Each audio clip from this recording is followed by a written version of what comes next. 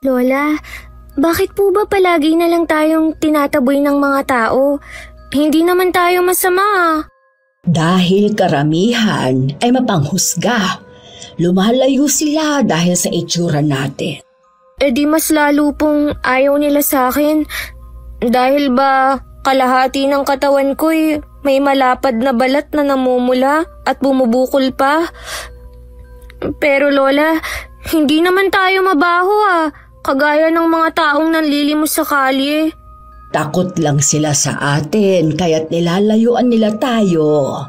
Akala nila nakakahawa yung kondisyon mo.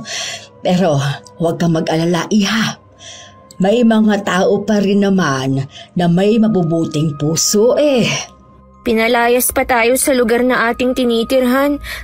Napagkamalan pa tayong aswang. Hindi na sila naawa sa atin, Lola. Magpapatayo na lang tayo ulit ng tagpi-tagping kubo sa lugar na malayo sa mga tao para may matutuluyan tayo. Malawak naman ang gubat. Masakit pa ba ang noo mo? Bigla ka kasing sumusulpot, kaya ayan, nagulat ang lalaking yon. Hindi na po masyado. Hindi naman ganun kalakas ang paghampas niya ng walis sa akin Konti na lang sana ang natitirang kamoteng kahoy na nilalako natin. Pasensya na po kayo, Lola. Dahil sa akin, pati kayo nahihirapan. Bakit kasi ako pinanganak na ganito Maging ang sarili kong mga magulang, inayawan ako. Sinabi pa nila noon na malas at sinumparaw po ako. Totoo nga siguro ang sinabi nila tungkol sa akin. Hindi ka malas, Iha. Nagkataon lang na nagkaroon ka ng ganyang kondisyon. Espesyal kang bata, kaya huwag kang mag-isip ng negatibo. Saglit na nagpahinga si Lola Pinang at ang apo niyang si Diana sa lilim ng punong kahoy nang makaramdam ng pagod. Galing pa sila sa bundok at ang tanging ikinabubuhay nila ay ang pagtitinda ng kamoteng kahoy at mga halamang gamot. Minsan naman ay nangangalakal din sila. Ngunit dahil sa kanilang itsura ay nilalayuan sila ng mga tao at madalas na itinataboy dahil ayaw ng mga ito na mahawa sa sakit na dala ni Diana.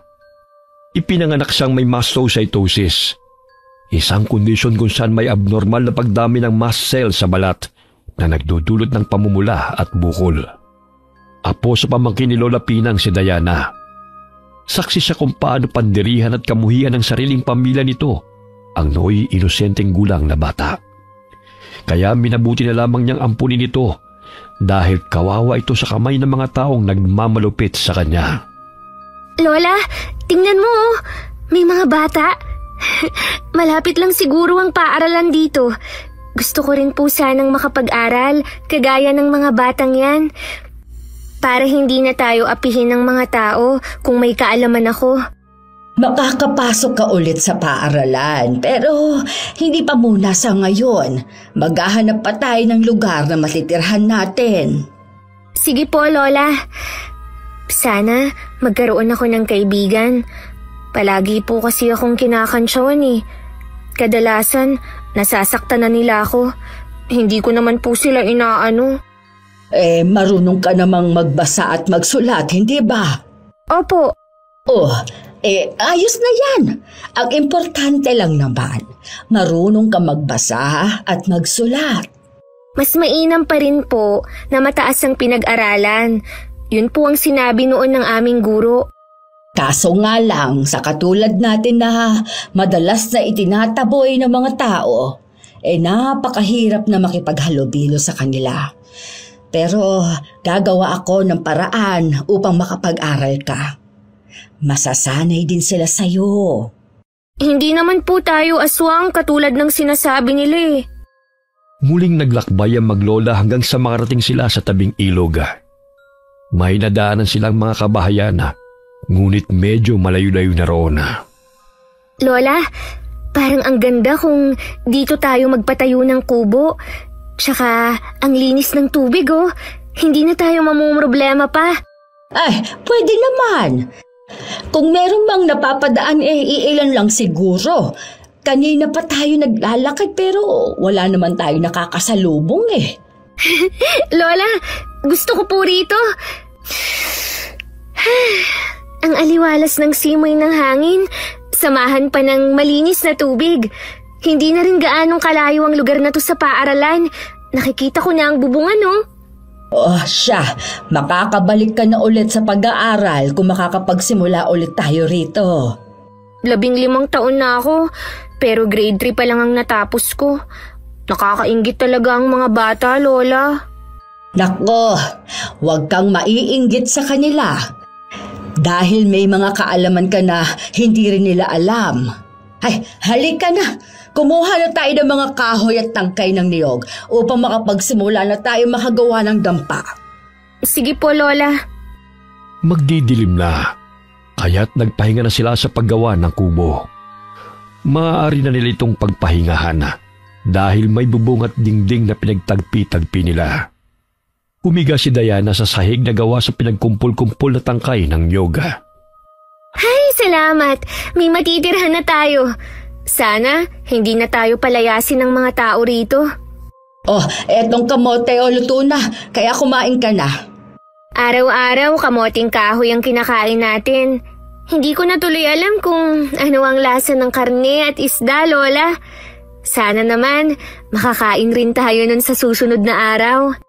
Ipagdasal mo na lang na maraming bumili ng kamoteng kahoy na tinitinda natin. Para makakabili tayo ng karne.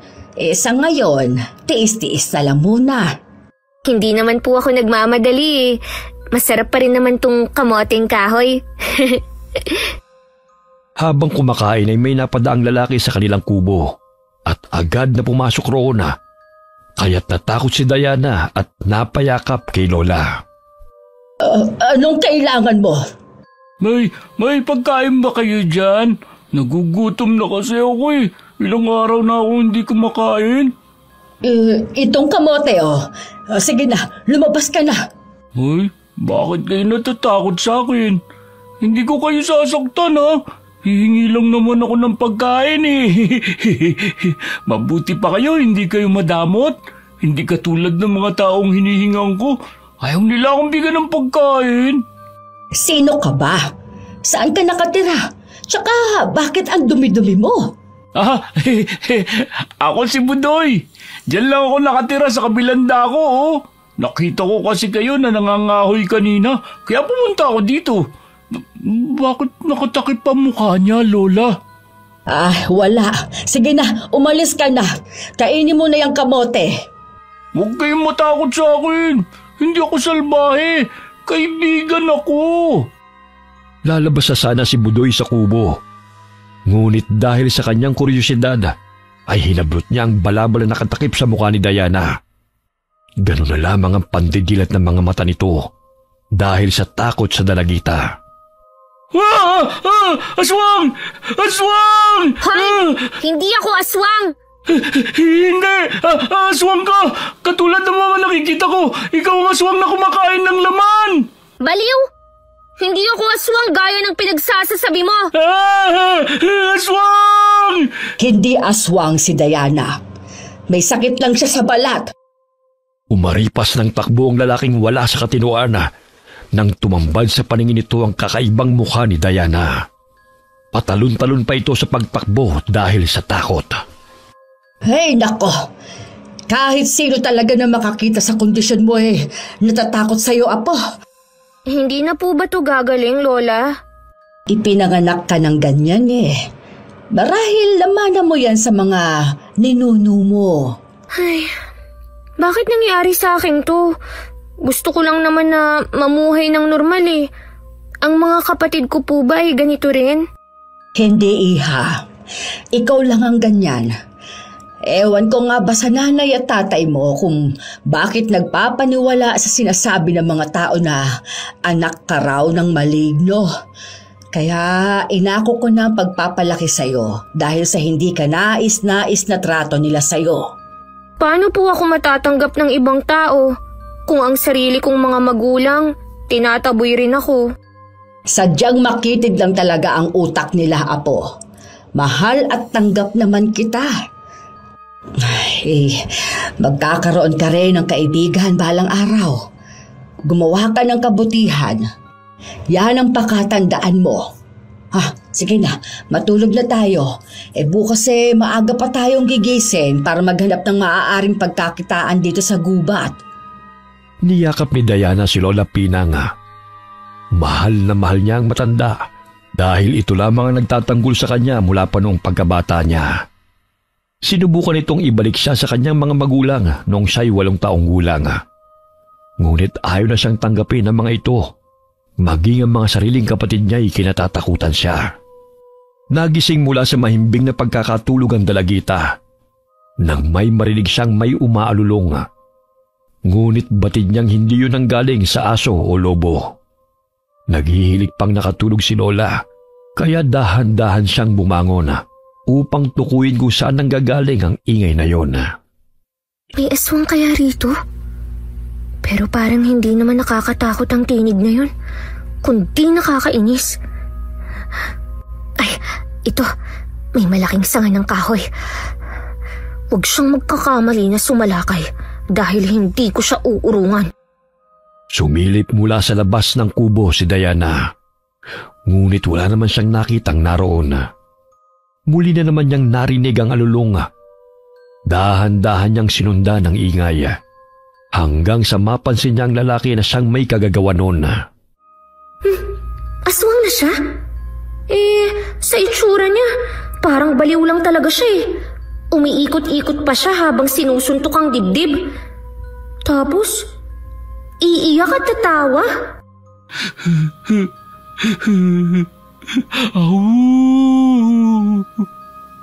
Yan ang boses ng mga aswang na pumatay kay Lena na pinakamamahal ko. Mga salbahe sila. Pati ang bata sa tiyan niya na anak namin, kinain nila. Mga wala silang awa. Hanapin ko sila at papatayin. Mga aswang! Bakit niyo pinatay ang mahal kong si Lena? Ibalik niyo siya sa akin! Pinatay ng aswang ang kanyang mga mahal sa buhay. Kaya nabaliw siya. Kawawa naman siya kung ganun. Ibalik niyo sa akin si Lena! Magpapakasal pa kami at dinadala niya ang aming anak. Bakit siya pa ang ginawa niyong hapunan? Totoo kaya ang sinasabi niya? Naku, nakakatakot naman. Makaalis na nga rito. Baka sa akin pa siya magalit kapag nakita niya ako. Sino nandyan? Naku, narinig niya ang mga yapak ko. Mamaya magwala na naman siya. Hoy! Sino ka? Sinusundan mo ba ako? Isa kang aswang na naghahanap ng hapunan, no? Napahinto sa paglalakad si Diana at dahan-dahang lumingon sa lalaki. Dinuduro-duro pa siya nito habang galit na nakatingin sa kanya. Hindi ako aswang. Kaso may narinig akong umaalulong Kaya tiningnan ko kung sino. Ikaw lang pala. Ay, narinig mo yun? Malakas ba? Oo. Nagising nga ako mula sa pagkakatulog Kung hindi ka aswang, sino ka? Bakit nandito ka pa sa gubat ng hating gabi? Sige, uuwi na ako. Bakit tinatakapan mo yung mukha mo? Anong tinatago mo, ha? Patingin nga! Huwag mong tanggalin ang balabal ko! Aray! Aray! Muling sumambulat sa paningin ni Budoy ang mukha ni Diana nang hilahin niya ang balabal nito. Bahagya itong napatras dahil sa pagkagulat. Ikaw na naman, batang aswang! Sinabi nang hindi ako aswang Ang tigas naman ng ulo mo, baliw! Papatayin kita! Nasaan na mga kasamaan mong walang yaka? Hinampas ni Diana ang lalaki gamit ang sanga ng kahoy nang papalapit ito sa kanya. Kaya't gano'n na lang mga pagsangga nito. Aray! Aray! Hoy! Tigilan mo yan! Ang sakit! Ganito ang itsura ko! Hindi ako aswang!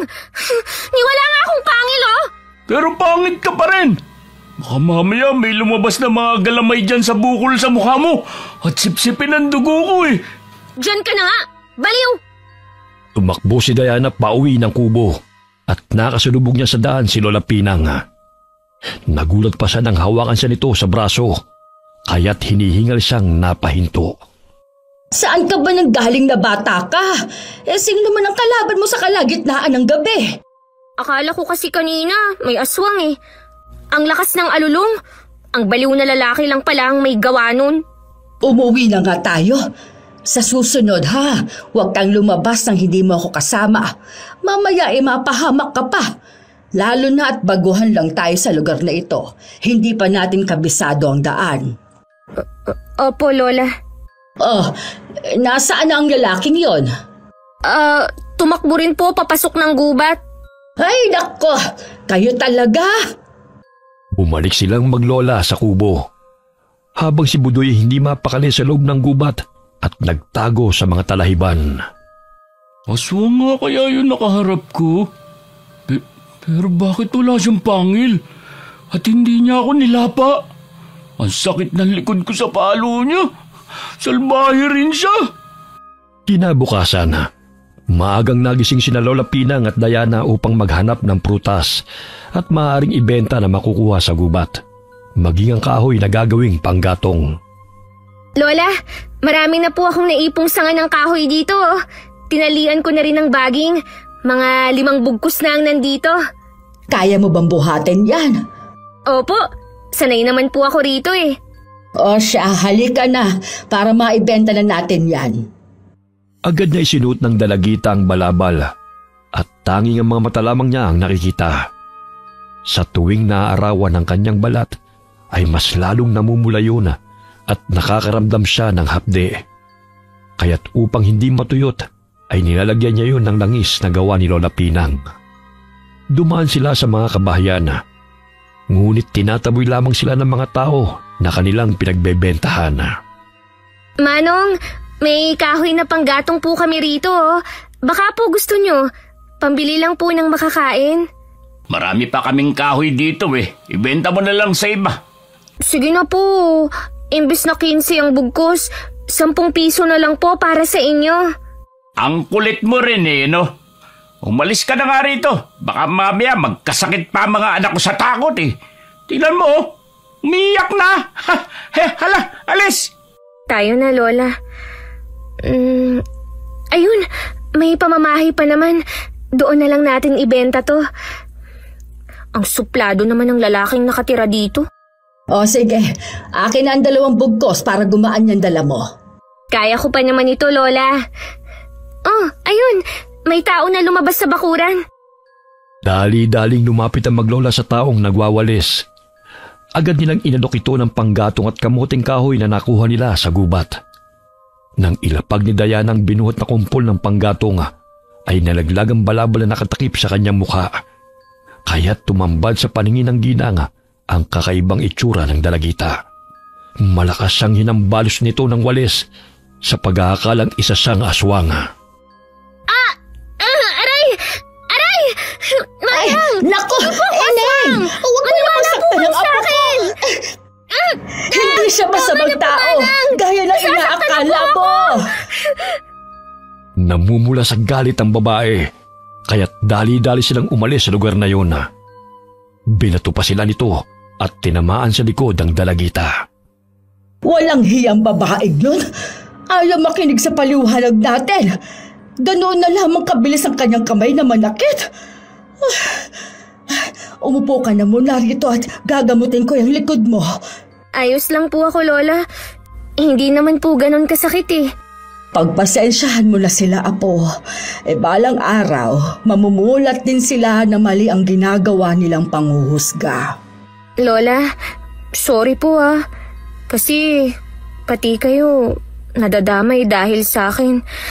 Sana hindi na lang ako ipinanganak kung ganito lang pala ang magiging buhay ko. Lahat ng bagay na nangyayari sa ating buhay ay may rason. Lahat ng nilikha ng Diyos ay may misyon na ginagampanan dito sa mundo. Katulad mo, isa kang matapang at mabait na bata sa kabila ng hindi pangkaraniwang kondisyon mo. Ibinigay ka ng Panginoon sa akin upang may makasama ako sa buhay. Masaya ako na kasama kita, Apo. Muli silang naglakad hanggang sa mapadpad sila sa palengke. Hindi nila inasahan na may lalapit na 2 ginang sa kanila at bumili ng 3 bugkos ng panggatong na gagamitin sa pagluluto ng mais. Kaya't gano'n na lamang ang tuwa ni Diana. Oh, di ba? May mga mababait pa rin namang tao. Kung kailangan nila, sila mismo ang lalapit.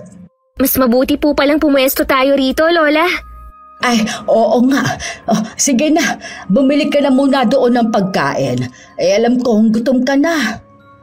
Natakam si Diana nang makitang binebentang puto ng tindera. Kumuha siya ng 2 supot. Ngunit malakas na inampas ng tindera ang kanyang kamay. Hoy, pulube! Umalis ka nga sa harap ng tindahan ko. Tingnan mo ang mga customer natatakot na sa'yo, oh. Ang init-init nakabalot yung katawan mo. Ala, layas! Bibili po ako, Manang. Magkano po ba ito? 10 piso ang isa.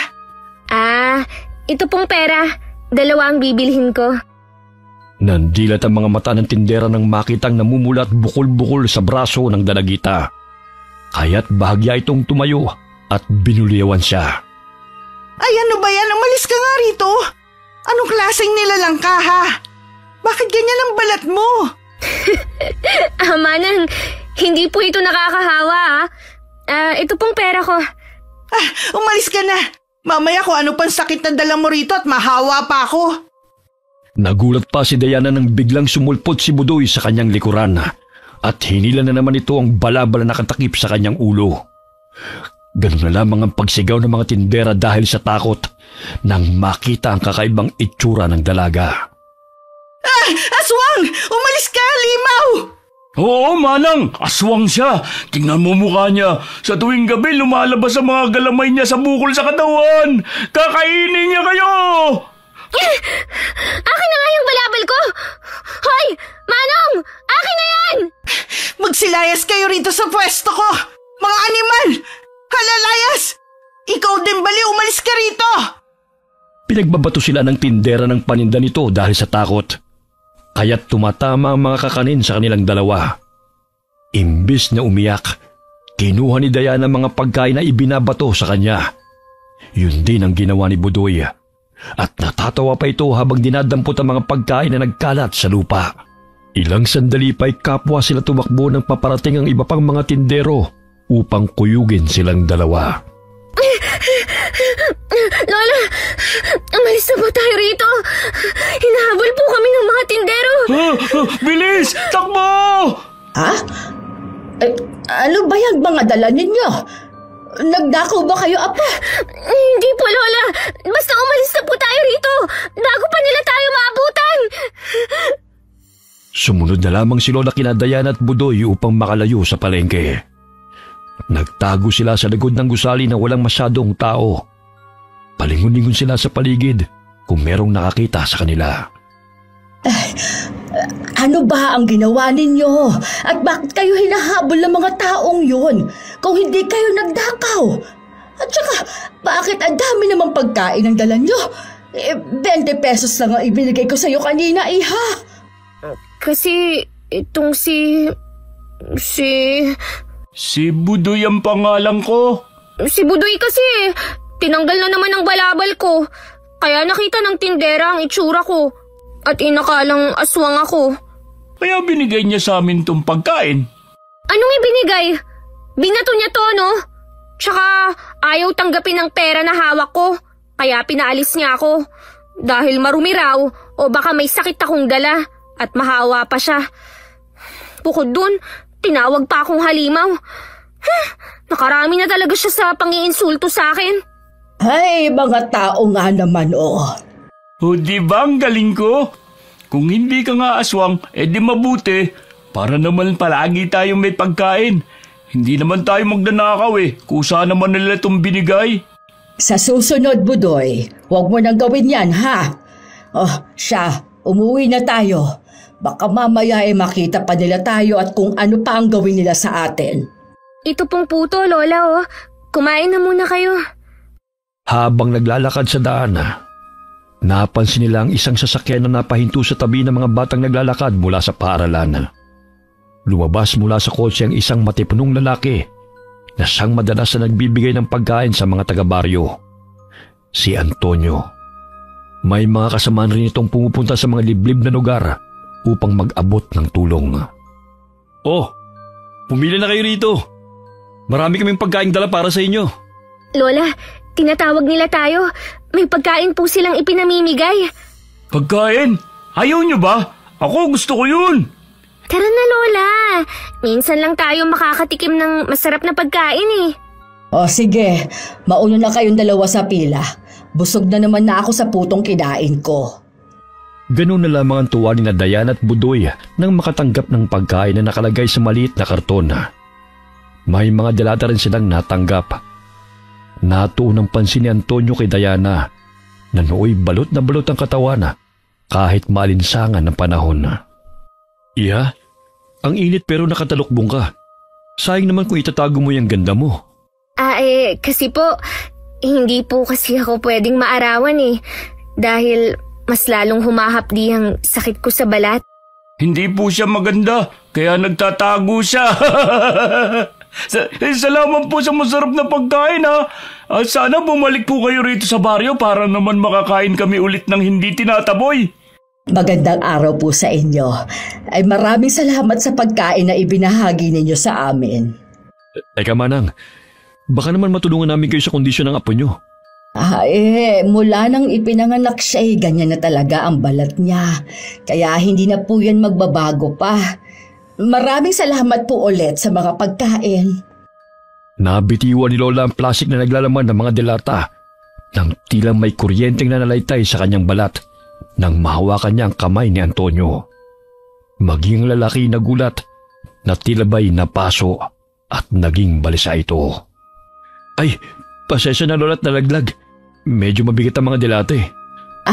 Sige. Salamat sa mga pagkain. Mauna na kami, iho. Sige ho. Tipid nang umiti si Lola sa mga taong namamahagi ng pagkain bago tumalikod. Napansin niyang napakamot ng katawan at hindi mapakali ang mga ito. Matapos na makapagbigay ng pagkain, ay agad na humarurot ang sasakyan palayo. Lola, bakit parang hindi ka masaya na binigyan nila tayo ng pagkain? Para kasing may napansin lang ako eh. Tsaka nagmamadali silang umalis nang makalapit tayo sa kanila. Hindi pa man kami tapos na makapag-usap ng Ginoo, pinasakay na siya sa sasakyan ng isang babaeng kasama nito. Kumain na kayo, ang sarap pa naman ng pritong manok. Mamaya, magutom na naman kayo sa kadaldal niyan. Baka po natakot na naman sa atin, lalo na sa akin. Tingnan mo maging ang mga bata ay nagsitakbuhan. Ayusin mo kasi itsura mo. Mata mo lang nakikita at ang haba pa ng damit mo. Sino hindi matatakot sa'yo? Kung makikita naman nila ang balat ko, lalayo rin naman sila at mas matatakot pa. Saan naman ako lulugar na ito? Huwag na kayo magtalo riyan. Uuwi na tayo. O ikaw, Budoy, saan ka pupunta? Kahit saan. Pwede naman dito na ako matulog o di kaya sa gubat. Tayo na nga, Lola. Bahala na siya sa buhay niya. Ikaw na bata ka, salbahe mo. Sasama na nga ako sa inyo. Sa gubat na ako matutulog. Alam niyo ba, sa tuwing kabilugan ng buwan, gumagala ang mga aswang. Kaya mag-iingat din kayo. Baka gawin din nila kayong hapunan. Ikaw nga itong umaalulong eh. Daig mo pa ang aswang sa pangit ng boses mo. Hay, ang ingay ninyong dalawa. Palubog na ang araw, kaya kailangan na natin makauwi para makapagpahinga na tayo. Siya kasi ayaw niyo maniwala sa akin. Nang makarating sila sa tabing ilog, ay dumiretso naman si Budoy sa gubat kung saan ito naninirahan. Bumalik sa alaala ni Lola ang mga taong nagbigay sa kanila ng pagkain. Hindi ako nagkakamali. Baliktad ang refleksyon ko sa balintataw ng lalaking yon. Nasisigurado ko kung magkaganon ay aswang siya. Maging ang mga kasamahan din kaya niya. Lola, ang dami po nating pagkain ngayon Bukas, pwede po tayong magpahinga sa pagtitinda ng mga panggatong. Oo, apo. Kainin na po natin itong kanin, tsaka pritong manok. Kanina pa ako natatakam eh. Sandali. Patakan mo muna ng kalamansi para malinamnam. Ay, sige po, Lola.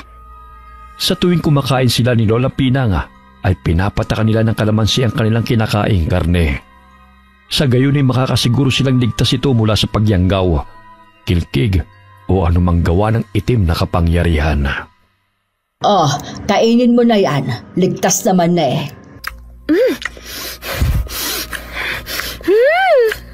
Lola, ang sarap! Ngayon lang ako ulit nakakain ng pritong manok. Sana araw-araw natin silang makakasalubong, no? Huwag mo nang hilingin, Apo. Dahil maaaring sa likod ng ipinakikita nilang kabutihan ay may kapahamakang dala. Ano pong ibig niyong sabihin, Lola? Basta. Tapusin mo na yung kinakain mo. Mauuna na ako magpahinga ha. At sumasakit na kasi talaga itong rayuma ko eh. Samantala, maagang nakatulog si Budoy dahil sa kabusugan. Ngunit tila ba'y binabangungot siya nang biglang nanumbalik sa kanyang isipan habang tulog kung paano lapain ng mga aswang ang kanyang kinakasamang si Lena. Hinampas ng isang lalaki ang kanyang ulo gamit ng kahoy. Dahilan na magkaroon siya ng pinsala sa ulo. Habang nilalantakan ng kanyang mahal na si Lena na nooy 7 buwang buntis, ay wala siyang nagawa upang iligtas ito mula sa mga aswang na kumakain sa laman nito. Ngunit nagkaroon siya ng pagkakataon na makatakas nang makuha niyang patalim sa isang aswang at buong lakas niya itong sinaksak. Kaya tumakbo siya ng tumakbo hanggang sa nagpagulong-gulong siya sa burol at bumagsak sa talahiban.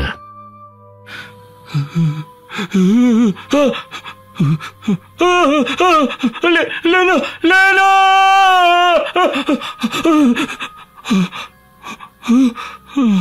Panaginip. Napanaginipan ko na naman sila Lena at ang mga aswang. Mga walang iya sila. Papatayin ko sila lahat. Pawis na napabalikwas ng bangon si Budoy at napatingala sa bilog at maliwanag na buwan. Babalik ang mga aswang na yun at mag-ahasik na naman ang lagim dahil kabilugan ng buwan. Hindi ako papayag na hindi sila mananagot sa pagkamatay ni Lena at ng aking anak. Napayakap sa sarili si Budoy at nanilisik ang mga mata na inilibot ang paningin sa madilim na paligid. At muling sinabunutan ang sarili na napaluhod at isinubsob ang mukha sa damuhan. Kinabukasan, nagising si Budoy nang may maramdamang may malagkit na likido na tumutulo sa kanyang pisngi. Bigla siyang napatayo nang makitang dinidilaan siya ng isang baboy ramo. Aswang! Naku, maging sa batang baboy ramo, takot ka na agad. Napakaduwag mo naman. Anong ginagawa mo rito? Ang aga-aga nang bubwisit ka. Nangangahoy ako para marami akong maipon na panggatong. Tsaka, naiwan mo kasi itong dilata mo. Ang bilis mo kasing maglakad eh, kaya hindi na kita naabutan. Boy, mabait ka naman palang bata. Kumain ka na ba? Kainin na natin tong dilata, tsak masarap to. Oo, tapos na kaming mag-umagahan ni Lola. Pwede mo naman siguro akong tulungan sa pagtitipon ng mga kahoy. Sige. Matapos kumain ay agad na tinulungan ni Budoy si Diana. Hanggang sa napagawi sila sa bahay kung saan may mga sinampay na damit. Tumakbo ang lalaki at kinuha ang mga sinampay. Kaya't lumabas ang babae sa kabilang bahay at nagsisisigaw. Hoy! Bakit mo kinuha ang mga damit? Ilang araw mo na suot yan damit mo. Kaya magpalit ka na. At saka, bagay tong duster sa'yo at kay Lola. Ibalik mo na nga yan sa ali. Masamang kumuha ng hindi sa'yo. Pagkagalitan tayo ni Lola. Ate na to, no? Kapag sinauli ko to, papaluin pa rin niya ako. Basta, huwag mo na uulitin yun ha. Pag nanakaw ang tawag sa bagay na kumuha ng hindi nagpapaalam. Oo na. Basta suot mo to. Bagay sa'yo ang kulay dilaw. Ito din ang paboritong kulay ni Lena. Palagi mo na lang bukang bibigyang si Lena. Tapos, umiiyak ka kapag sinasambit mo ang pangalan niya. Katulad ngayon, oh. Malungkot ka na naman. na kanina ang sigla mo. Pinatay siya ng aswang.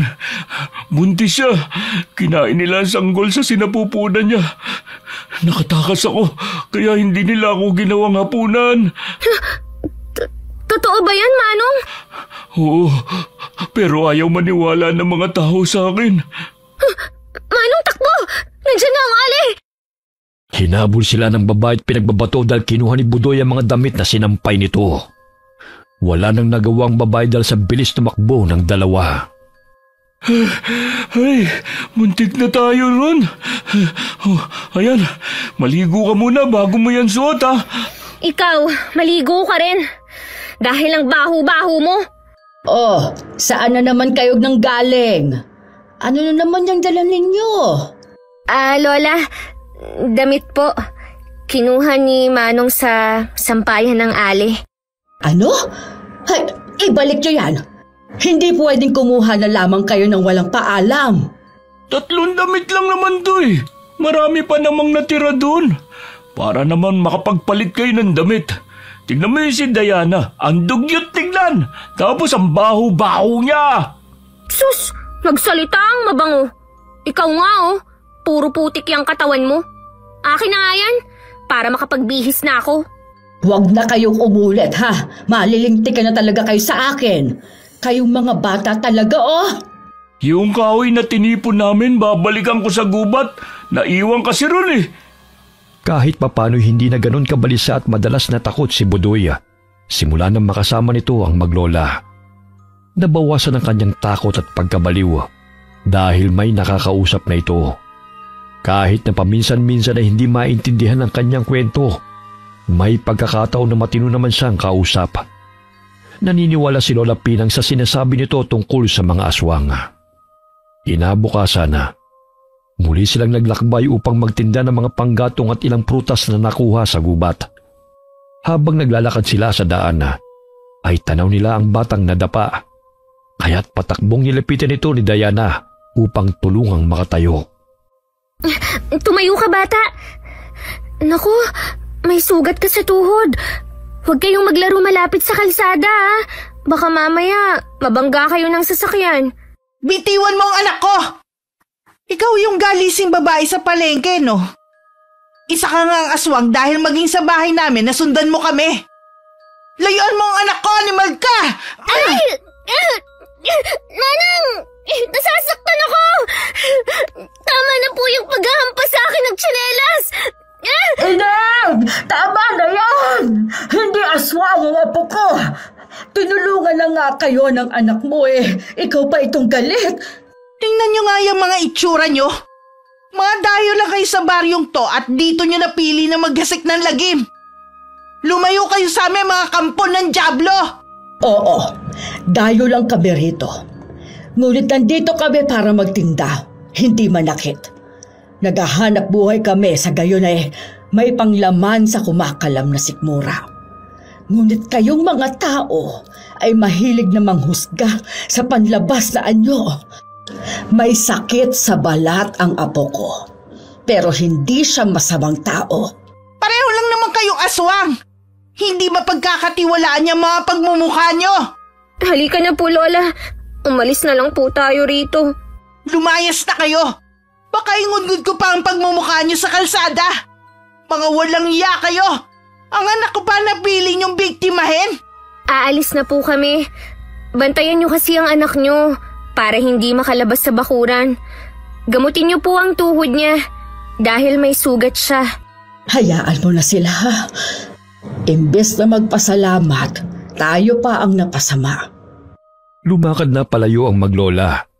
Ngunit nadidinig pa rin nila ang pagbubulyaw ng babae.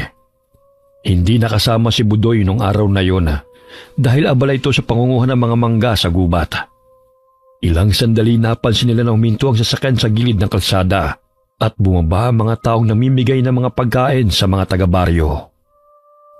Lola, tingnan mo Nandiyan na naman ang mga taong namimigay ng pagkain.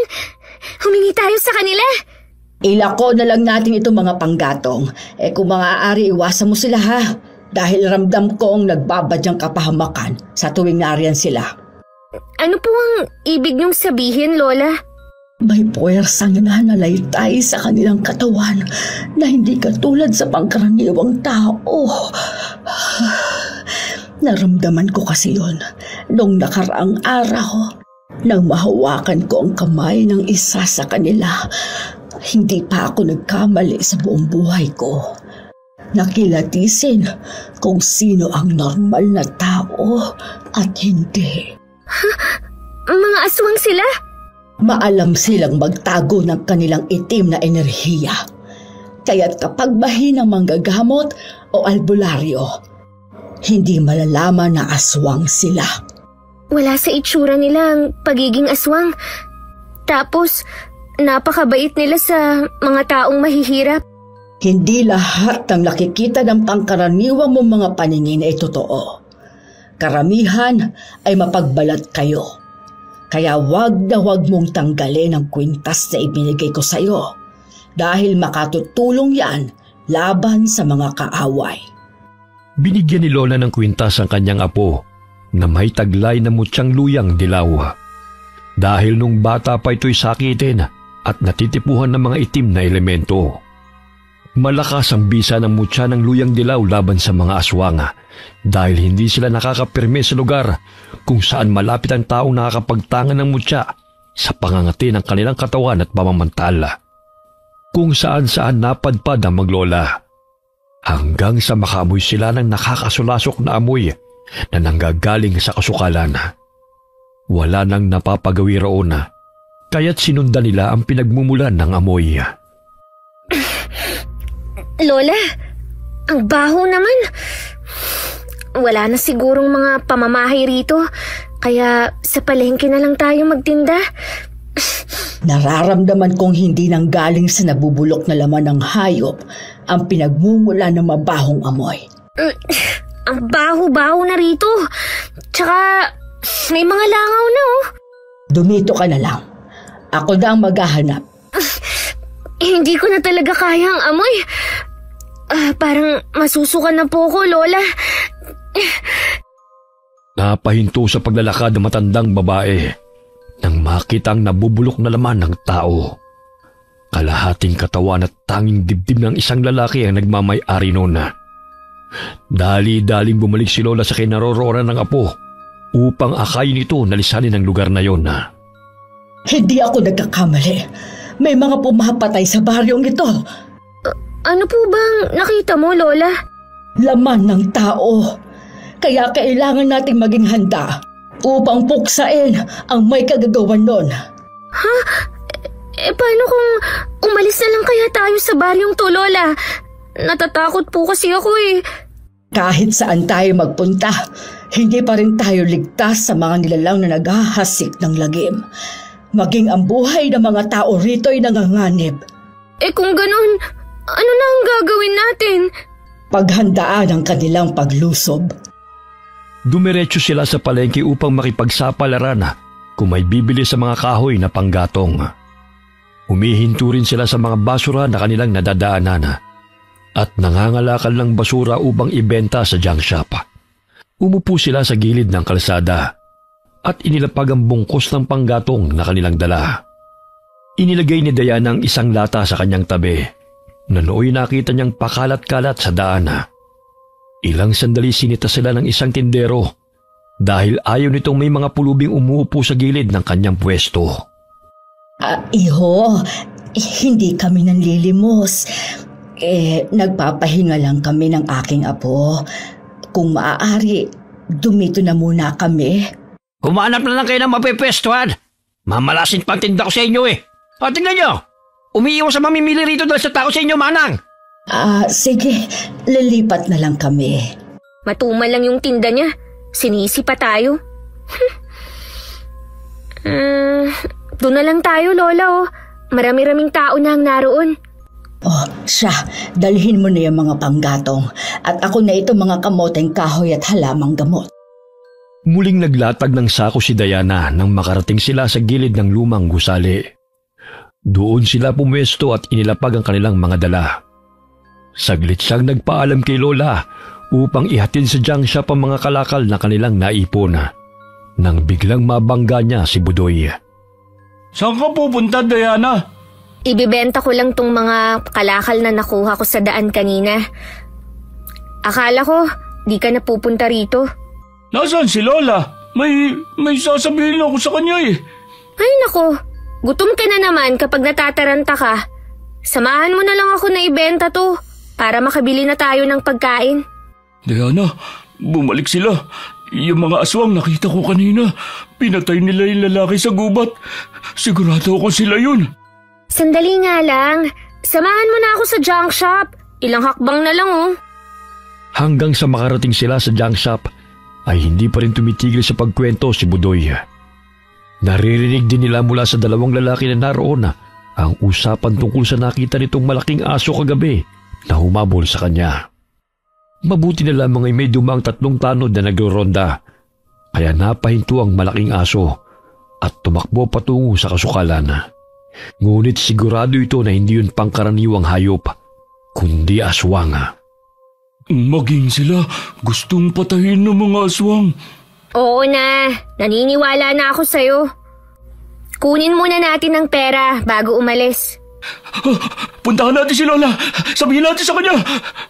Dahan-dahan naman, baka madapa pa tayo eh.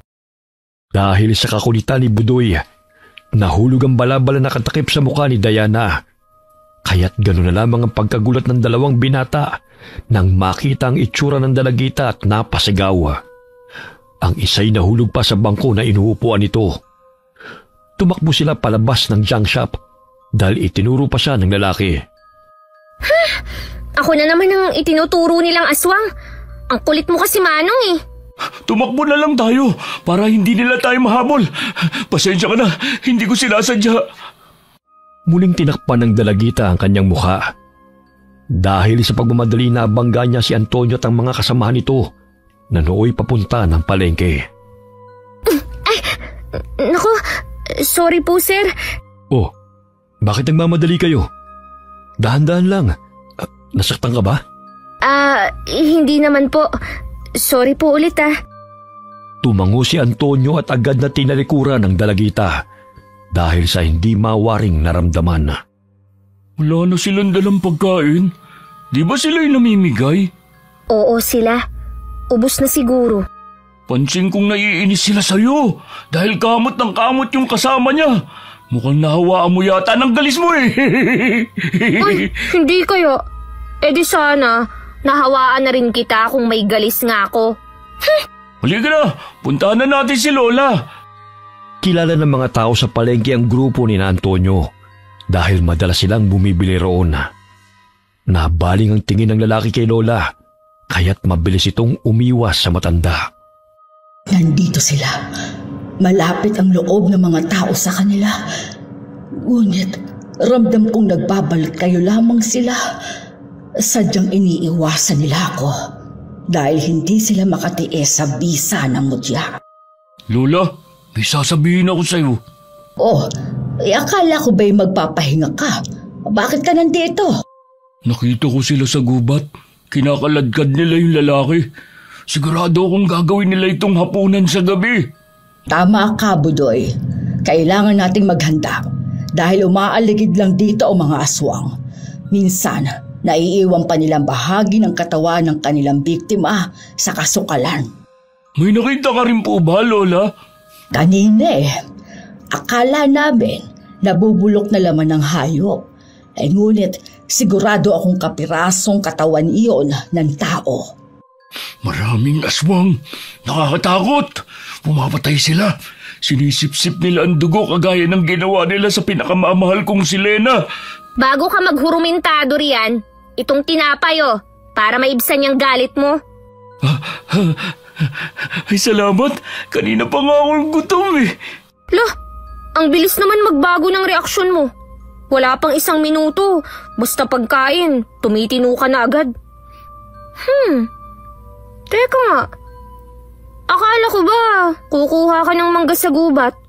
Oh, nasa na? Hindi na ako nakakuha dahil nakita ko may pinatay na lalaking nanguuling. Kitang-kita ng 2 mata ko na pinukpok ang kanyang ulo tapos sinilid siya sa sako. Tapos naalala ko ang marka sa kamay ng lalaking pumukpok sa noo ko. Kagaya na nakita ko kanina.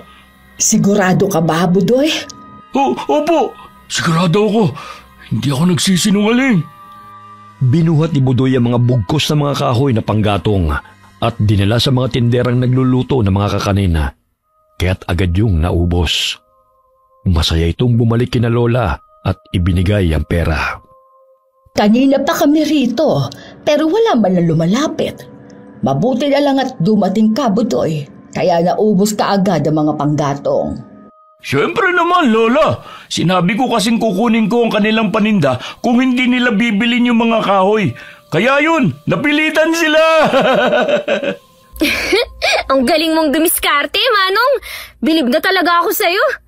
Oh, di ba? Sa susunod, damihan natin ang dala para marami na tayong pera. Huwag mo nang takutin at baka sa susunod saktan ka nila. Pakiusapan mo na lang. Hindi madadala sa matinong usapan ng mga yan. Kaya kailangan may konting panakot. Pumalakpak si Diana dahil sa tuwa. Agad na silang umuwi sa kanilang tinitirhan dahil palubog na naman ang araw. Saglit na napahinto si Budoy sa paglalakad nang may maapakan siyang patalim. May bahid ng dugo pa yun kaya't agad niya itong kinuha. Tingnan mo, Lola, may dugo. Sino kaya ang nagmamayari nito? Sariwa pang dugo sa patalim na to. Baka may kinatay na hayop. Dugo ng tao yan, hindi sa hayop. Siguro'y sa sobrang pagmamadali na iwan niya ng salarin. Maya-maya'y may napansin silang mga taong paparating. Nagulat sila nang bigla silang itinuro na matandang lalaki na dun daw nito banda nakita ang pagpatay sa batang nangangahoy. Nagkataon na hawak ni Budoy ang patalim at silang hinabol ng mga tao. Sinasabi ko na nga ba sila ang pumapatay sa baryong ito. Sila ang madalas sa pag-gala-gala rito. At dyan banda ko nakita na tinatapos ang katawan ng bata. Hoy, huwag mo kaming pagbintangan. Kinuha ko lang ang itak na to sa lupa. 3 kataong nakita kong pumatay sa bata. Marami ng kabataan ang nawawala dahil sa kagagawa nyo. Mawalang galang na sa inyo, mga Ginoo. Wala kaming alam sa paratang ninyo. Sa katunayan, napadaan lang kami rito. Totoo, ang sinabi ni Budoy na nadampot lang niya ang itak na ito. Pagsisinungaling pa talaga kayo Ayan, nakikita nyo bang dugo sa mga talahib na yan? Diyan nyo pinatay ang anak ni Lucas. Kitang-kita ko na isinalid nyo pa sa sako. Yang sako ng bitbit nyo. Ano yan? Po, ito, mga natitirang kamuting kahoy ito Tapos dito sa isang sako ko nilalagay yung mga bote at lata. Tinitigan ng mabuti ng matandang lalaki ang dalagita. Namilog pa ang mga mata nito habang sinusuri ang buong pagkatao nito. Tara, takbo! Halika na, Lola. Kakargahin na kita. Manong, bilis! Nandiyan na sila! Ay, naku naman. Pinaiira lang nila ang kanilang galit. Hindi marunong makinig. Tatakas pa kayo Hoy! Mga kriminal! Halimaw! Bumalik kayo rito! Nalaglag ang balabal ko, Manong! Huwag mo nang balikan! Ikukuha na lang kita ulit sa sampayan ng ali! Pinasa ni Budoy si Lola sa kanyang likod at tumakbo sila papasok ng gubat. Nakita ng mga taong hindi normal na itsura ni Diana, kaya't napagtanto nila na mga aswang nga ang kanilang hinahabol. Hanggang sa tuloy na silang nakalayo sa mga tao, kaya't pansamantala silang nagpahinga sa malaking puno ng nara. Ay, tayo pa talaga ang napagkamalang mamamatay tao? Ang mga aswang naman yun. Naaamoy niyo ba yon? Ang baho na nagmumula sa nabubulok na laman. Lola, hindi kaya dito itinatapon ng mga aswang ang mga natitirang laman ng kinakain nila? Kagaya ng natagpuan natin kanina? Kung gano'n na lamang ang galit ng mga tao, dahil naghahanap sila ng masisisi at tayo pa ang itinuturo. Lola, tingnan nyo. Ulo ng tao at mga tira-tirang laman. Yak! Nakakadiri! Kung saan-saan na lamang nila iniiwan ang mga natitirang bahagi na nabibiktima nila. Kailangan natin gumawa ng sandata laban sa kanila. Itong itak, matalim. Kaya sila nitong patayin. Gumawa tayo ng sibat, Manong, at huntingin natin sila. Umuwi na tayo. Natitiyak kong agresibo ang mga aswang ngayon, kabilugan ng buwan. Sisimulan na natin ang paggawa ng mga sandata laban sa kanila. Hindi lang mga aswang ang ating kalaban sa ngayon, maging ang mga tao. Mga walang iya sila. Nasugatan patuloy ako sa paa. Ang sakit, Lola. Naapakan ko yung nakauslim bato kanina. Oh, siya. Gagamutin natin yan pagdating ng kubo. Ang lakas mo nga rin, Budoy. Ang bilis mo tumakbo kahit karga mo na ako. Paano hindi siya lalakas, Lola? Madalas na nakikipaghabulan yan sa mga baboy, Ramo. Akalain mo yun? Kahit sa maliit na baboy, nagtatatakbo sa takot. Hoy! Hindi totoo yan! Nang makarating sila sa kuboy, agad na ginamot ni Lola ang sugat sa paa ni Budoy. Umihikbi pa ito nang makaramdam ng sakit. Oh, akala ko ba, Manong, matapang ka? Paano mo papapatayin ang mga aswang yan? Kung sa maliit na sugat umiiyak ka na. Anong maliit na sugat? Tignan mo nga oh. Nahiwa ang daliri ko sa paa. Ikaw talagang Diana, kasalbahe ka rin. Totoo naman ah. Kung gusto mong patayin ng mga aswang, dapat matatag ka. Dahil masusugatan ka kapag nakipaglaban ka sa kanila. Sapagkat wala silang awa, Manong. Kaya nila tayong patayin para lang mapawi ang kanilang gutom. Mamaya kukuha ko ng kawayan para gawing sibat. Kala nila ha. Magpahinga ka na muna. Mamaya hindi pa gumaling tong sugat mo sa kakalakad mo. Malinis na yan, kaya isuot mo sa paa ang tsinelas. At hindi yung sa mga braso mo inilalagay. Nasanay kasi akong nakayapak eh. Kahit ngayon lang, sige na, para hindi madumihan ka agad ang sugat mo. Sundin mo na lang ang sinabi ni Lola. Maya-maya ay mawawala na rin ang sakit niyan. Saglit na nagpahinga si Budoy. Ilang sandali tumayo na ito, dalang itak patungong gubat at paika-ika itong lumakad. Oh, Manong. Akala ko po ba'y masakit pa yung pasa mo? Bakit aalis ka na?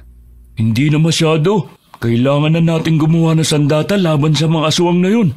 Sasamahan na kita, Manong. Ikaw ang bahala. Nagputol siya ng mga kawayan at pinatulis niya ang mga dulo noon. Naabutan na sila ng dilim sa gubat, kaya't nang marami na ang kanilang nagawa, ay napagpasya na nilang umuwi. Ngunit napahinto sila sa paglalakad nang maramdaman na may mga kaluskos na nagmumula sa paligid at mga yabag na papalapit sa kanila.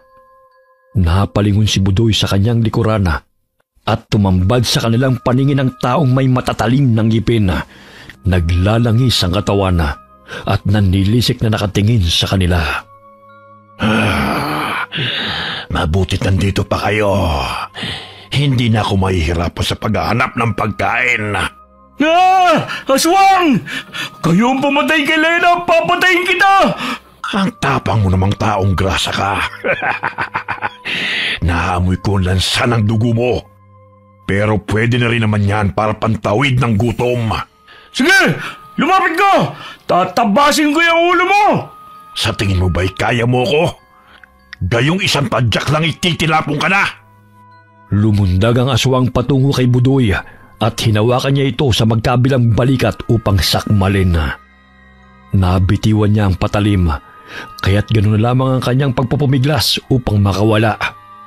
Malakas na hinampas-hampas ang dalagitang hawak nitong sibat sa likod ng aswang, kaya't nabitiwan nito si Budoy at tila nangangati ang buong katawan nito habang hindi mapakali na nangingisay sa lupa. Anong nangyayari? Bakit sobrang kati ng katawan ko? Tignan mo siya, Diana. Parang nahawa sa galis mo. Hindi siya mapakali sa pagkamot ng katawan niya. Tsaka parang tinubuan ng pantal. Hala, patindi ang kapangyarihan ng galis mo. Sige, lapitan mo pa siya para mamatay sa kati ng katawan niya. Hindi yan dahil sa galis ko, no? Siguro, ito na ang sinasabi ni Lola na bisa ng mutya ng luyang dilaw. Tingnan mo, Manong. Lumiliwanag ang bato sa kwintas ko. Tsaka parang nasisilaw ang aswang. Anong klaseng nilalang ka? Bakit ganyan ang itsura mo? Saan galing angkan ka? Siyang reyna ng mga aswang, kaya nagkamali ka sa kinalaban mo! Lumuhod ka sa kanya at humingi ng tawad sa pananakit mo sa akin! Hindi siyang pinuno ko upang lumuhod ako sa kanya. Sino ang pinuno mo? Sabihin mo sa amin, dahil kung hindi, puputulin ko ang ulo mo! Ang marka sa braso mo, yan ang mga marka ng mga aswang na pumatay sa pinakamamahal kong si Lena! Nasaan ang kuta niyo mga buwisit na aswang? Bakit ko sasabihin sa'yo? Kahit patayin mo man ako, hindi ko tatraydorin ang mga kanahi ko. Patuloy na kumikinang ang mutya habang parami ng parami ang mga pantal na tumutubo sa katawan ng aswang hanggang hindi na nito kayang tiisin ang kate ng katawan. Sige, sasabihin ko na sa inyo. Basta, tanggalin niyo muna ang sumpa sa akin. Sumpa? Uy, grabe naman yun. Sige. Pero sabihin mo muna sa amin kung nasa ng mga kasamahan mo. Aray, nandyan lang sila sa paligid. Naghahanap ng maaaring ihanda sa gaganaping pagdiriwang. Nasaan nga sila? Ngunit bago pa man makasagot muli, ay dinampot ng aswang ang itak na kanyang nasipat. Ngunit bago pa man ito may saksak ibudoy, ay itinarak ni Lola Pinang ang sibat sa batok nito. Dahilan na lumusot ito sa kanyang leeg at naghihingalong tumirik ang mga mata. Hindi yan magsasabi ng totoo kung nasaan ang kanilang mga kasamahan. Ngunit ramdam kong naghahasik na sila ng lagim sa baryong ito dahil kabilugan na ng buwan. At malakas ang kanilang puwersa. Kailangan nating manmanan ng bawat kilos sa mga taong pinaghihinalaan ko. Sila yung mga taong nagbibigay ng tulong sa baryo na ito. Yung mga taong nagbibigay sa atin ng pagkain? Sila ang aswang? Oo, malakas ang aking kutob. Susundan ko sila. Kahit saan man sila pumunta, papatayin ko sila lahat. Huwag kang magpapadala sa iyong galit, iho. Dahil ikapapahamak mo yan. Kailangan nating mag-isip ng paraan kung paano natin sila matatalo. Gayong hindi naman maniniwala ang mga tao kung sasabihin natin ang ating mga nalalaman. Tayo pa rin ang mali sa mga mata nila. Sige po. Pero papatayin ko sino mang aswang na mapapagawi dito sa lugar natin. Makapangyarihan po ang galis ni Diana. Tingnan mo, namantalang katawan ng tarantadong aswang na yan. Hindi nga dahil sa galis ko eh. Sa tulong ng mutya. Ilang beses ko nang sinabi sa'yo eh. Huwag na kayong magtalo. Umuwi na tayo. Dahil nararamdaman kong hindi lang siya nag-iisa rito sa gubat. Ngunit takot silang makalapit sa atin. Buti na lang, dumating ka, Lola. Kung hindi, nahati na siguro ang bungo ni Manong. Kaya maging mapagmasid kayo. Huwag maniwala sa pagpapaawa ng mga aswang dahil nga mga traidor sila. Pagdating nila sa kubo, nagsiga si Lola ng tuyong dahon ng nyog at mga sanga. Umusal siya ng orasyon at napatingala sa bilog at maliwanag na buwan na. Upang palakasin ang mutya na kanilang taglaya, pinahiran niya ito ng langis at isinalang sa uso kung saan niya nilagyan ng insenso. Hoy, Diana, aswang din kaya si Lola o mangkukulam? Tignan mo oh, nakakatakot ang mga mata niya. Tumitirik pa habang nagsasalita na hindi ko naman naiintindihan. Hindi no, manggagamot kasi si Lola. Ganyan lang talaga siya kapag nag-oorasyon. Ikaw nga dyan eh. Kapag nagsasalita habang tulog, tumutulo pa ang laway mo eh. Talaga? Nakita mo? Oo kaya. Tapos, ang laki pa ng bunganga mo kapag naghihilik ka. Tumahimik na kayong dalawa. Ang ingay-ingay niyo na naman. Hindi ako makapag-concentrate sa orasyon. Ay, sorry po Lola. Napatigil sa pag-uusan ng orasyon si Lola nang may marinig na sigaw ng bata na humihingi ng tulong. Natatanaw din nila ang mga taong may mga dalang sulo na halatang may hinahanap. Lola, may mga taong parating. Narinig ko rin ang boses ng bata na humihingi ng tulong. Diana, isuot mo na itong kwintas mo at maghanda kayo.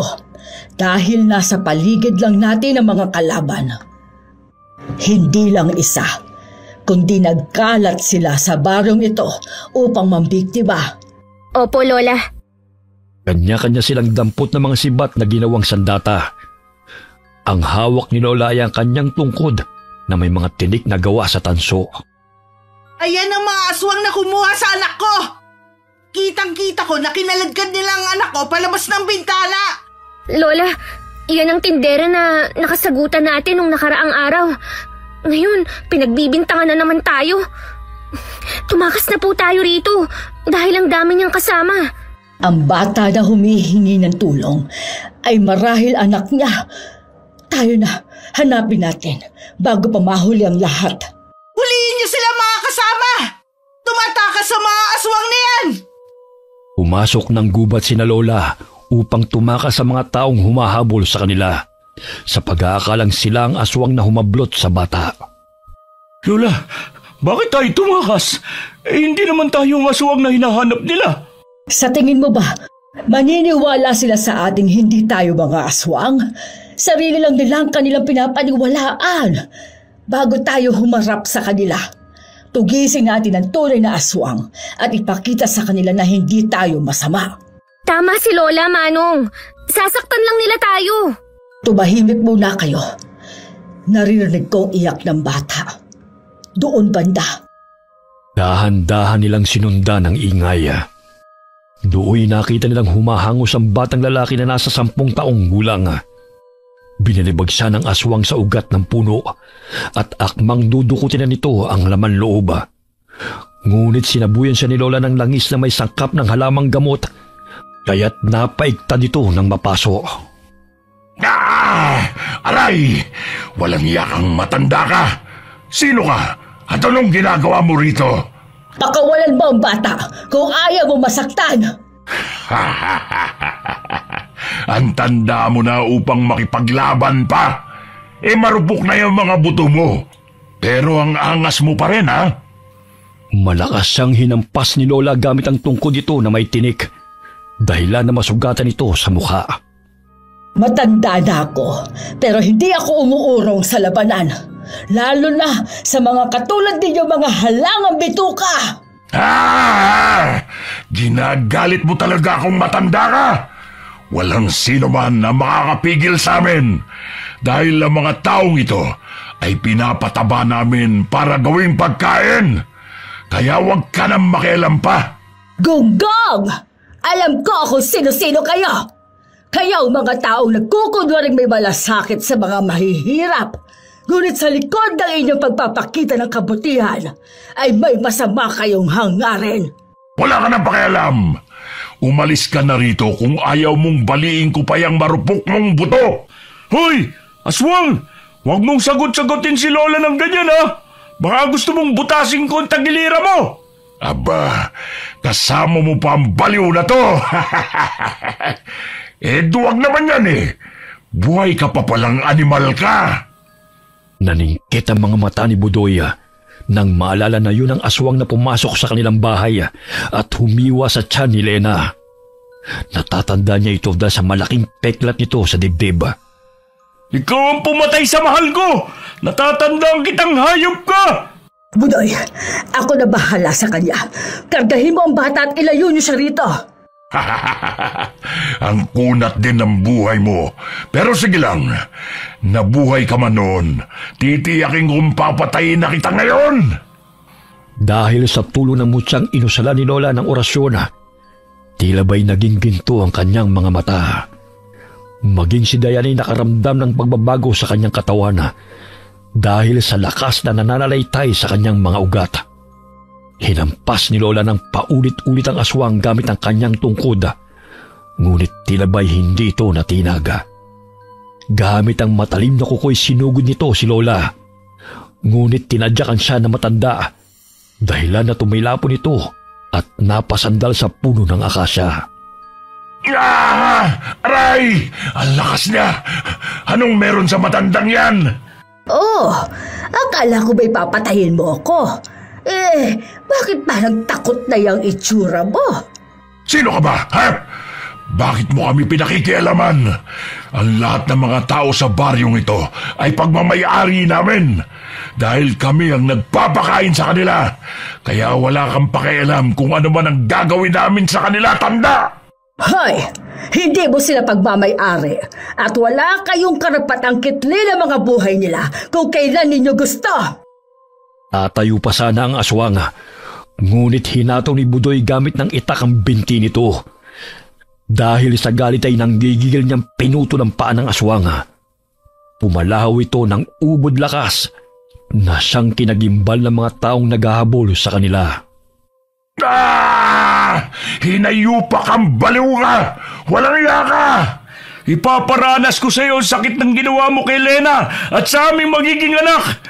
Pinatay niyo siya. Mga wala kayong awa.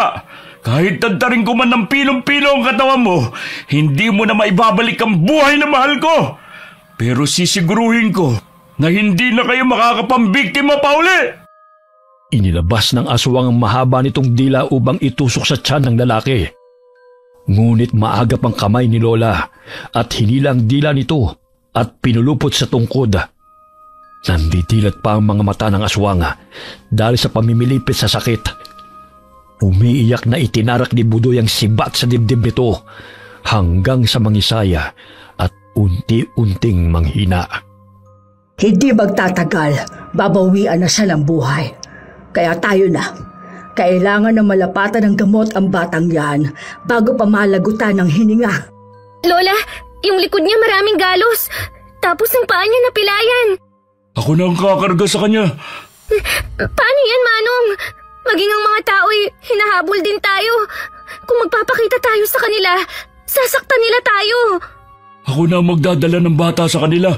Basta huwag kayong magpapahuli sa mga taong yun. Mag-iingat ka, iho. Tumakbo si Budoy karga ang bata patungo sa mga taong naghahanap sa kanila. Ganun na lamang ang pagsigaw ng ginang nang makita ang bata na karga ng lalaki. Ayun siya! Patayin niyo ang aswang na yan! Ay, hindi ako aswang! Maging sina Lola at Diana! Makinig kayo sa akin! Hindi kami ang aswang na tinutukoy ninyo! Narito ang bata! Kahit tanungin niyo siya! Sinungaling ka! Ikaw at ang mga kasamahan mo ang kumuha sa anak ko! Walang niya ka! Eh kung kami, di sana pinatay na namin ang anak mo! Makinig ka! Ang ingay-ingay mo, nagpapaliwanag pa ako eh! Saglit na natahimik ang ginang ng sampalin ni Budoy ang bunganga nito. Hindi na niya nakayanan ang ingay ng babae, kaya nagawa niya yun. Nagsalita ang bata at sinabi nito na tinulungan siya ni Budoy at Lola Pinang.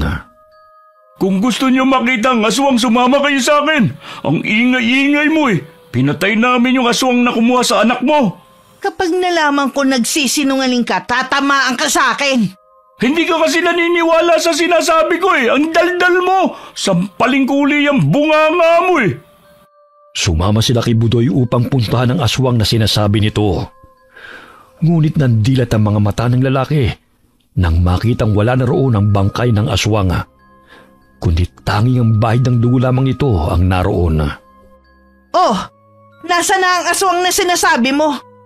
Pinagloloko mo ba kami, ha?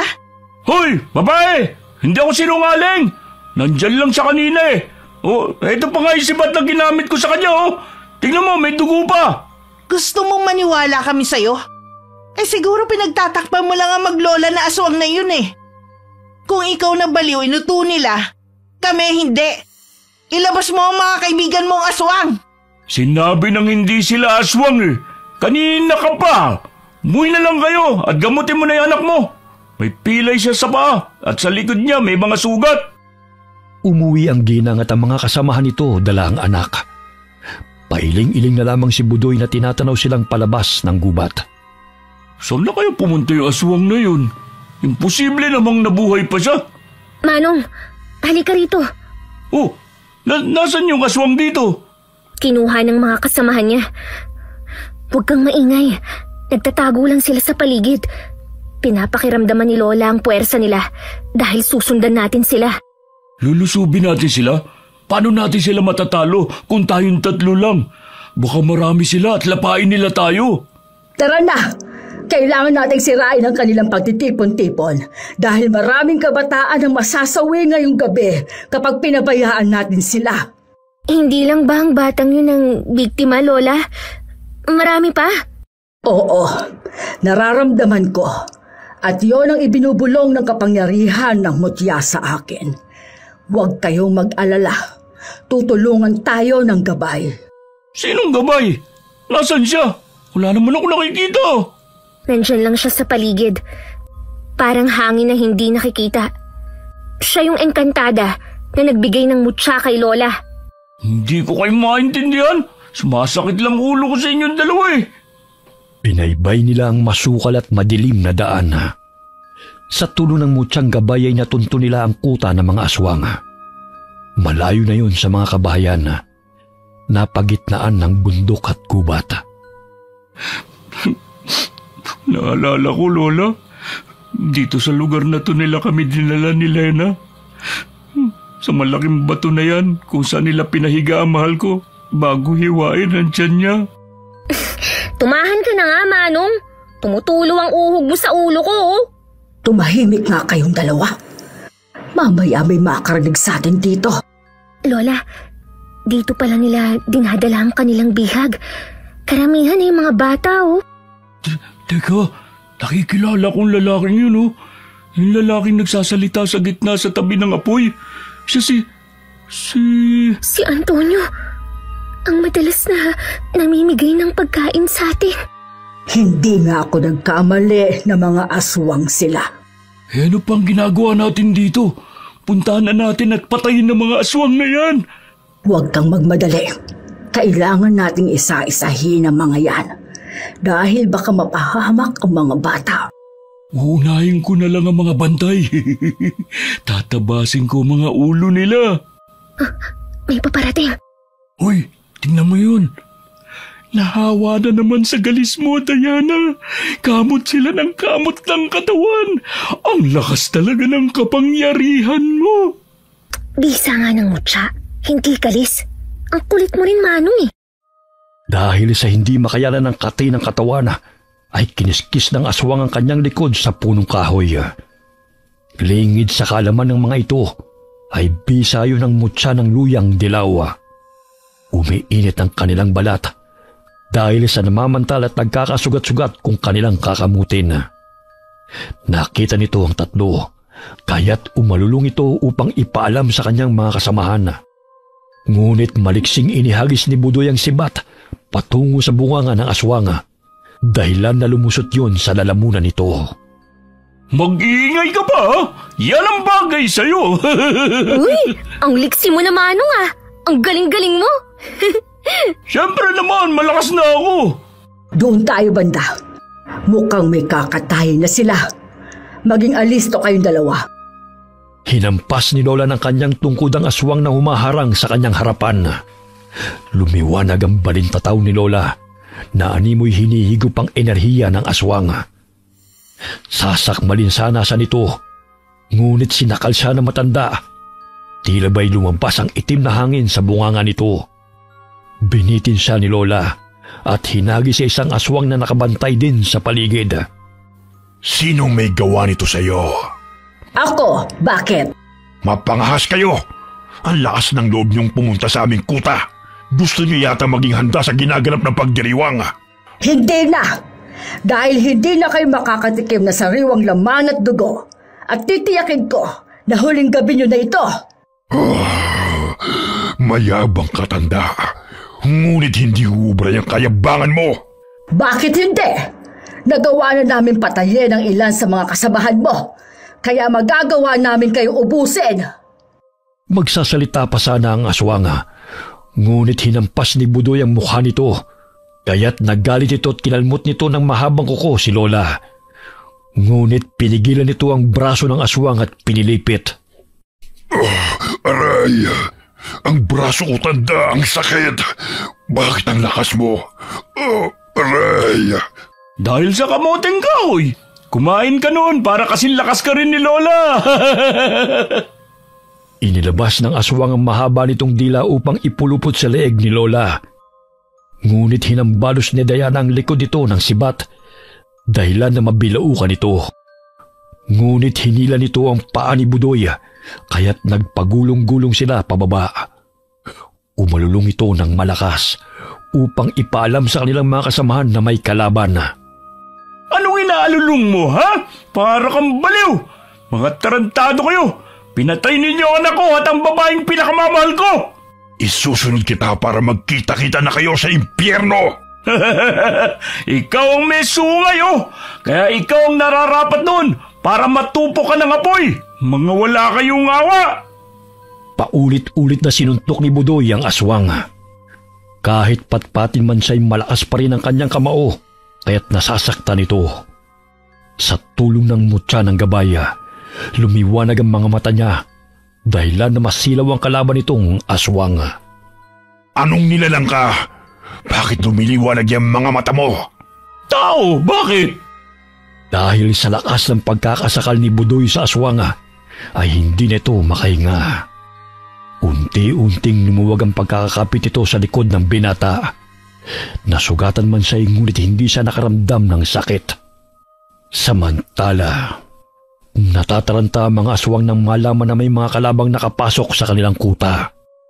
Inutusan sila ng lider nilang si Antonio na hanapin at patayin ang gumugulo sa kanilang pagdiriwang. Hanapin niyo sila at patayin. Sino man ang mapanghas na kumakalaban sa akin ay may naghihintay na kaparusahan. Tatadtari na sana nito ang batang nakahiga sa malapad na bato. Ngunit inihagis ni Diana ang hawak nitong sibat patungo sa kamay ng pinunong aswang.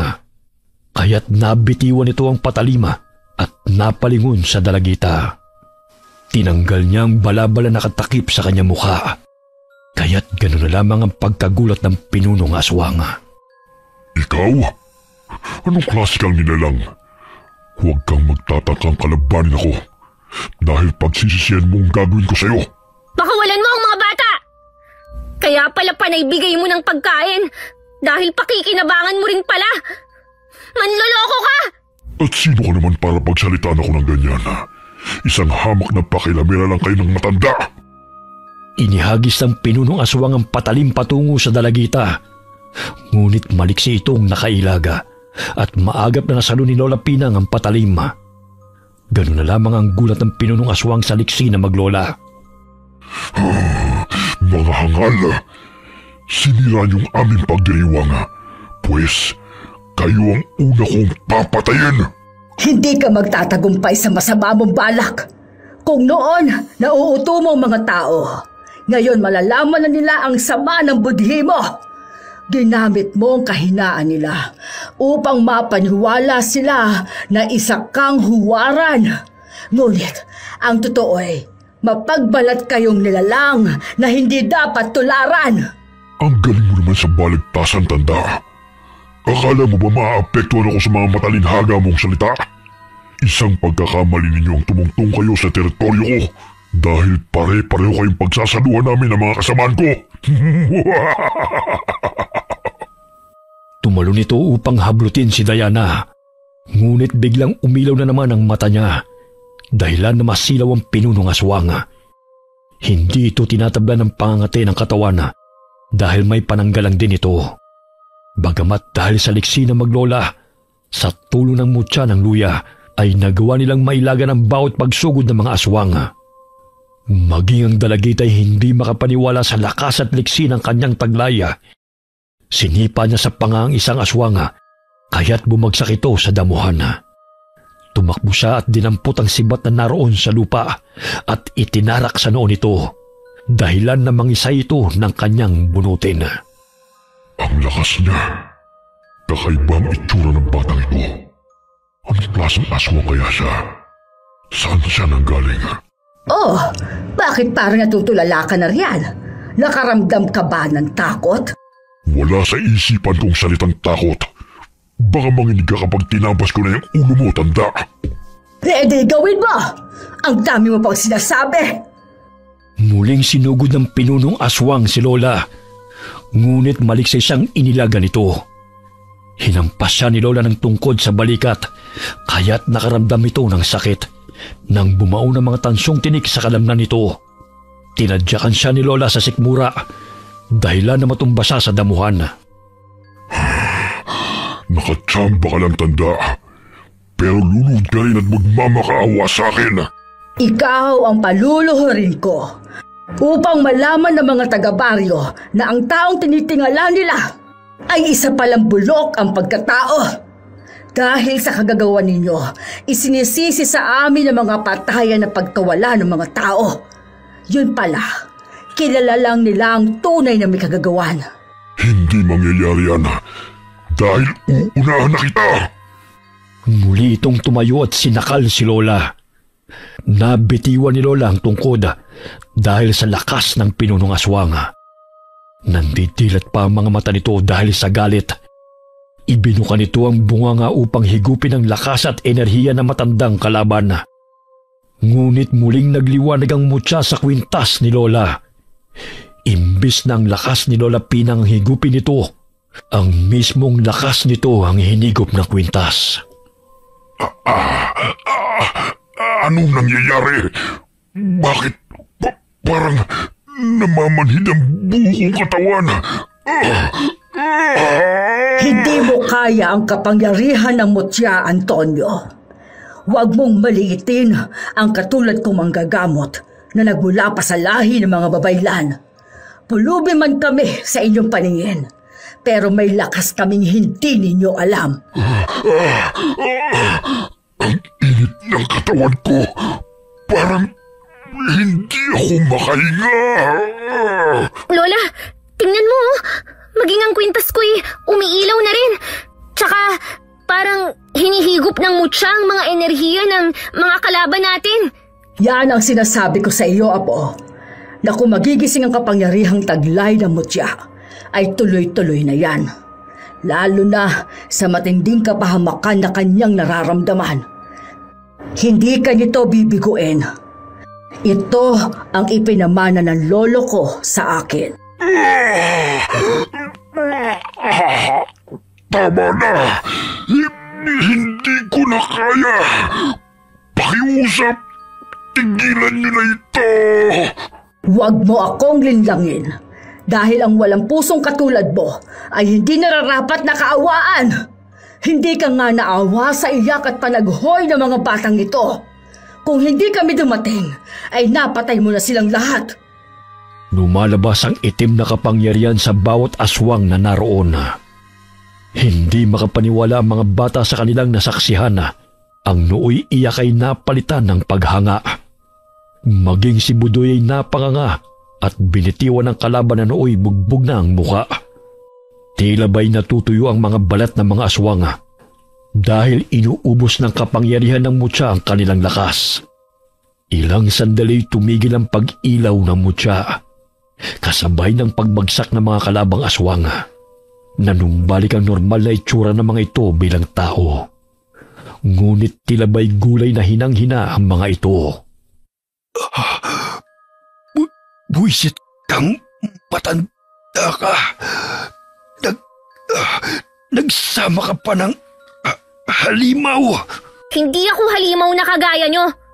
Kahit ganito man ang itsura ko, hindi ako masamang tao. Oo, hindi halimaw si Diana. Kahit pangit ang mukha niya, mabait siyang bata. Ikaw, masama ka. Manong, mas masakit pa po sinabi mo kaysa sa sinabi niya eh. Sinipa ni Budoy ang ulo na naghihingalong si Antonio. Dahil sa galit ng mga bata, ay pinaghampas nila ng kahoy ang mga aswang. Tama na yan, mga bata. Maya-maya ay mamamatay din ang mga yan. Di ba, Lola, ang masamang damo matagal mamatay? Di hindi pa siya mamamatay mamaya. Kasabihan lamang yon. Pero nasisiguro kung patay na siya maya-maya. Nagtipon-tipon sila at hinintay na sumapit ang umaga. Humingi ng paumanhin ang mga batang naroon kina Diana at Lola Pinang dahil ang buong akala nila'y aswang ang mga ito. Hindi na rin sila natakot sa itsura ng dalagita dahil ipinaliwanag ni Lola Pinang ang kondisyon sa balat ng apo. Hindi lahat ng pangit sa paningin natin ay masama. Sadyang hindi lamang siya pinagpala sa panlabas na anyo. Ngunit ang pinaka-importante ay ang laman ng ating puso. Maging mabuti tayo sa kapwa mga bata, ha? Huwag na kayong manakit dahil lahat tayo ay pantay-pantay. Magkaiba man ang ating mga kulay at itsura, lahat tayong mga nilalang ay mahal ng may kapal. Lola, ang mga aswang na yan, wala nang karapatang mabuhay dahil masama sila at gusto nila tayong patayin. Lahat tayo ay may kanya-kanyang paniniwala. Mayroon din tayong pagpipilian kung gagawa ba tayo ng mabuti o masama. Pinili nila ang kasamaan, kaya't yan ang kinalagyan nila. Kaya kayong mga bata, maging mabuti kayo sa kapwa, ha? Huwag ninyong tularan ang mga aswang na yan. Lumiwanag na ang paligid. Kaya't bumungad sa kanilang paningin ang natutuyot na ninigas na katawan ng mga aswang. Nagsimula na silang maglakbay pauwi ng baryo. Mahigit 3 oras ang kanilang lalakarin mula bundok. Kaya't kinarga ni Budoy ang batang may sugat sa paa. Isang batang pulubi na pagala-gala rin sa kalsada. 9:00 na ng umaga sila nakarating sa kubo, kung saan nanunuluyan sina Lola at Diana. Nagtampisaw ang mga bata sa ilog at kanya-kanyang inom ng tubig dahil sa uhaw. Lola, ang sarap pala na magkaroon ng kaibigan, no? Alam mo, Lola, kung hindi nangyari to, siguro hindi nila ako tatanggapin. Sinabi ko naman na sa'yo na magkakaroon ka rin ng kaibigan balang araw. Kaya, ayan, ang dami na nila.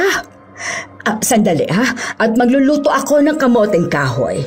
Tsak na gutom ng mga yan. Labis ang tuwa ng mga bata habang naliligo sa ilog. Nang maluto na ang kamoteng kahoy, sama-sama silang kumain. Ganun na lamang ang pasasalamat nila sa maglola at kibudoy dahil iniligtas nila ang kanilang buhay. Hinatid ni Lola ang mga bata sa kani-kanilang tahanan. Impit ang iyak ng kanilang mga magulang nang makita na ligtas ang kanilang mga anak at halos lumuhod sila sa harapan ni Diana at Lola Pinang sa paghingi ng tawad sa maling trato nila sa maglola. Ang importante, ligtas ang mga bata. Tsak na patunayan din namin na hindi kami aswang. Tama, hindi aswang sina Lola at Diana, maging ako. Kapag umaalulong ka, Manong, parang asong naipit yung boses mo. Kaya hindi bagay sa'yo maging aswang. Inalok ng mga taga-baryo na doon na manirahan sina Lola malapit sa kanilang tinitirhan. Ngunit mas pinili nila Lola Pinang at Diana na doon pa rin sa tabing ilog manirahan dahil sanay na sila roon. Maging si Budoy at ang batang pulubi ay doon din tumira. Nagpatayo ito ng kubo sa tabi ni Lola Pinang. Ganun na lamang ang hiya ng mga taga-baryo. Dahil ang nooy tinataboy nilang maglola ay hindi pala ang aswang na naghahasik ng lagim sa kanilang lugar, kundi si Antonio at ang mga kasamahan nito na nakilala nila bilang mabuting tao, ngunit mapagbalat kayo. Okay, sana po nagustuhan niyo ang kwento natin ngayon. Shout out po tayo kay Sally Albino from Kawayan City, Isabela. Shout out kina Billy Ray, Jenny May, at kay Ray Buendia galing po kay Lucy Buendia ng Nueva Ecija. Salamat po sa inyo. Hi po kay Vivian Lising. Hi kay Lee Sumayang from Dammam, Saudi Arabia. Alright, marami pong salamat sa inyo and God bless all of you.